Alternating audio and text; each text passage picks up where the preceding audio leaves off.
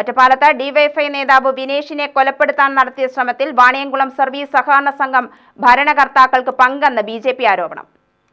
Vaniyamkulam service സഹകരണ സംഘത്തിൽ ജോലിക്കാരായ ഹാരിസ്, സുർജിത്ത് എന്നിവർ വിനേഷ് കൊലപാതക ശ്രമത്തിൽ റിമാൻഡിലായി ദിവസങ്ങൾ പിന്നിട്ടിട്ടും ഇതുവരെ അവരെ സർവീസിൽ നിന്നും സസ്പെൻഡ് ചെയ്യാത്തത് ഇതിന്റെ ഗൂഢാലോചനയിൽ ഭരണസമിതിയിലെ പ്രമുഖർക്ക് പങ്കുള്ളതുകൊണ്ടാണെന്ന് പാർട്ടി പാലക്കാട് വെസ്റ്റ് ജില്ലാ പ്രസിഡന്റ് വേണുഗോപാലൻ ആരോപിച്ചു.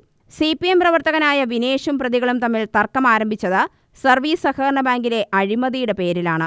പ്രതികളുടെ പേരിൽ എന്ത് നടപടിയെടുത്തുവെന്ന് വിശദീകരിക്കാൻ സഹകരണ വകുപ്പ് അസിസ്റ്റന്റ് രജിസ്ട്രാർ ആവശ്യപ്പെട്ടിട്ടും ഇതുവരെ മറുപടി പോലും നൽകിയിട്ടില്ല. ഇത് നിയമത്തെ വെല്ലുവിളിക്കലാണ്.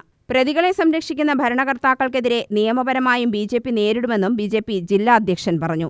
വിനേഷിനെ കൊല ചെയ്യാൻ ശ്രമിച്ച ഹാരിസ്, സുർജിത്ത് തുടങ്ങിയിട്ടുള്ള ആളുകൾ അവരിപ്പോഴും ജയിലിലും അതേപോലെ തന്നെ പോലീസിൻ്റെ കസ്റ്റഡിയിലോ. ഈ രണ്ടുപേരും സർവീസ് സഹകരണ ബാങ്കിൽ, അതായത് വാണിയംകുളത്തുള്ള സർവീസ് സഹകരണ ബാങ്കിലെ ഉദ്യോഗസ്ഥന്മാരാണ്.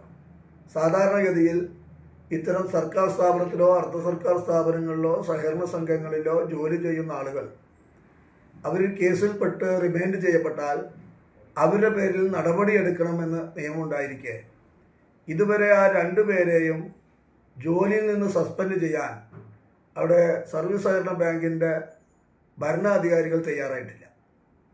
ഇത് അധികാര ദുർവിനിയോഗം ചെയ്യലാണ്.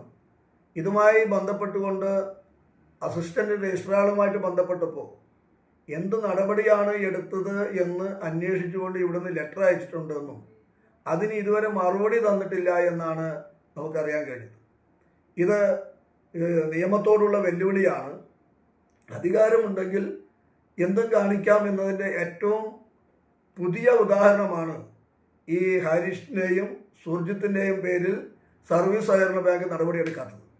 സഹകരണ ബാങ്കിൻ്റെ ഭരണാധികാരികളുടെ കൊട്ടേഷൻ കൂടി ആയിട്ടാണോ ഈ ഹാരിഷും സുർജിത്തും പ്രവർത്തിച്ചത് എന്ന് സംശയമുണ്ട്.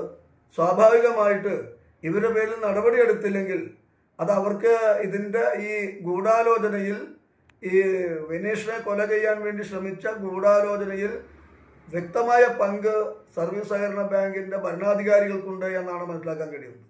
അതല്ല എങ്കിൽ ഏറ്റവും പെട്ടെന്ന് നടപടിയെടുക്കണം. അതല്ലെങ്കിൽ ഭാരതീയ ജനതാ പാർട്ടി നിയമപരമായിട്ടും രാഷ്ട്രീയപരമായിട്ടും ഇതിനെതിരെ രംഗത്ത് വരും എന്ന് ഓർമ്മിപ്പിക്കുക. UTV news, Palakkad.